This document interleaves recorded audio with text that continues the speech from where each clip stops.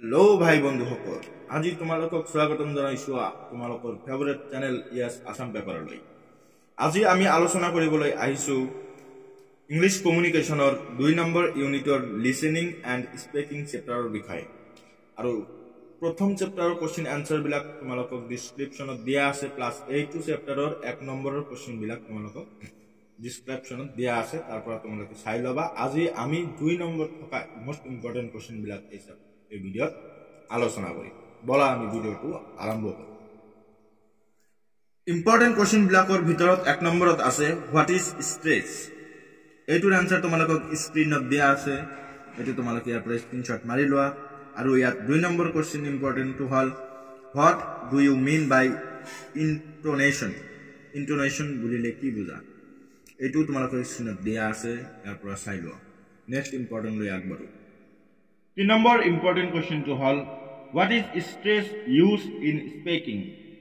What is stress used in speaking? Why is stress used in speaking? Is speaking of stress কিয় ব্যৱহাৰ কৰা হয়, এটো answer তোমালোকক দিয়া আছে স্ক্ৰিনত, ইয়াৰ পৰা চাই লোৱা। Next important question to hall which word should we state in sentence. এটো হইছে আমাৰ নেক্সট ইম্পৰ্টেন্ট কোশ্চেন। অহা মাহৰ 13 তাৰিখত তোমালোকক এইটো চেপ্টাৰৰ এক্সাম আছে, এইটো সাবজেক্টৰ এক্সাম আছে। তো এইবিলাক হৈ আছে ইম্পৰ্টেন্ট কোশ্চেন বোৰ, তো ভালদৰে চাই লবা কিন্তু। আৰু এতিয়া নেক্সট ইম্পৰ্টেন্ট লৈ আগবাঢ়ো। What is listening. What is listening এইটো হৈছে আৰু এটা ইম্পৰ্টেন্ট কোশ্চেন। আৰু তলতো তোমালোকক দেখা পাই আছা what are the 2 main types of general listening. এটো ইম্পৰ্টেন্ট প্লাস আৰু তাৰ তলতো what do you mean by discriminative listening. এটো হৈছে তোমালোকৰ এটা ইম্পৰ্টেন্ট কোশ্চেন। লগতে 15 নম্বৰটো হৈছে important question what is comprehensive listening. এটো হৈছে ইম্পৰ্টেন্ট কোশ্চেন।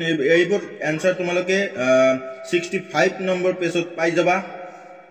তো ইয়াৰ পৰা তোমালোকে ভালদৰে স্ক্ৰিনশট মাৰি লোৱা অথবা নিজৰ নোটবুকত উঠাই লোৱা। What are the most common types of listening in interpersonal communication. এটোৰ आंसर আছে, এটো হৰু answer the 3 main types of listening most common in interpersonal communications are informational listening, critical listening, therapeutical listening.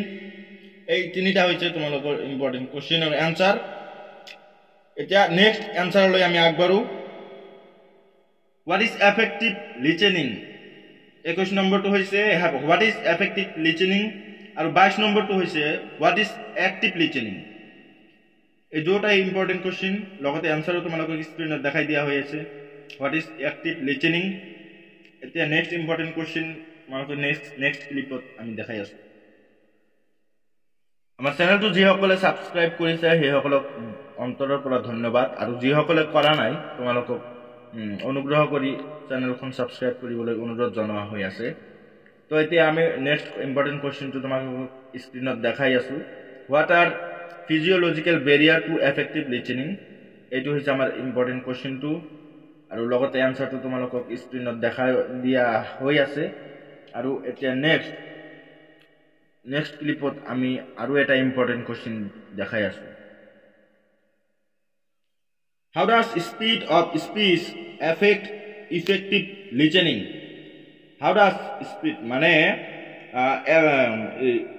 effective listening of speed of speech কেনেকে effect পেলায়, এইটো সুধিছে তোমালোকক। এইটোৰ आंसरও তোমালোকক দিয়া আছে স্ক্ৰিনত, ইয়াৰ পৰা ভালদৰে চাই লোৱা।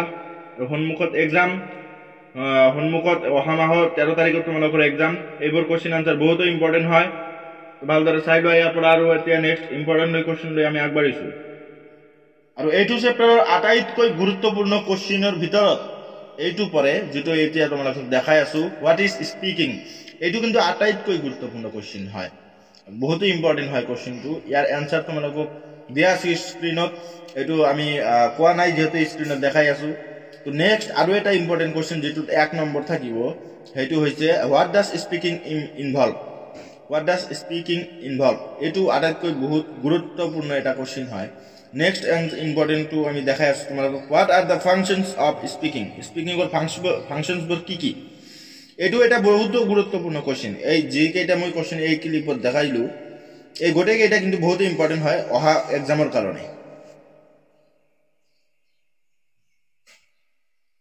এই কোশ্চেনবোৰ কিন্তু 2 মাৰ্কস থকা কোশ্চেন 55 নম্বৰ কি 53 নম্বৰ কোশ্চেনটো হল what do you mean by vocabulary vocabulary কিন্তু তোমালোকে আগতে বহুতবাৰ পাইছা এইটো বহুত এটা ইম্পৰ্টেন্ট কোশ্চেন হয় আগতেও বহুত ইম্পৰ্টেন্ট আছিল এতিয়াও লৈকেও বহুত ইম্পৰ্টেন্ট আছে তো গতিকে এইটো তোমালোকে ভালদৰে মনোযোগেৰে চাবা প্লাস নোটবুকত উঠাই লৈ ভালদৰে পঢ়িবা আৰু লিখিবা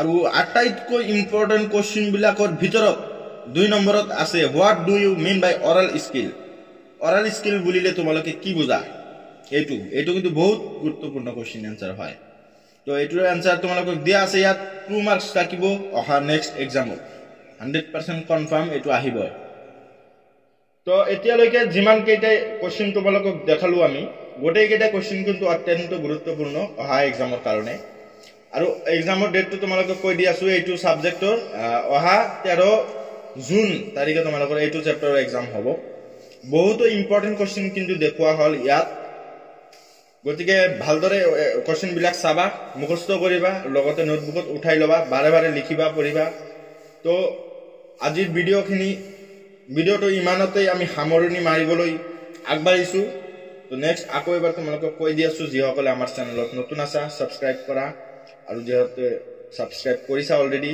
সেইসকলক অন্তৰৰ পৰা ধন্যবাদ জ্ঞাপন কৰিছো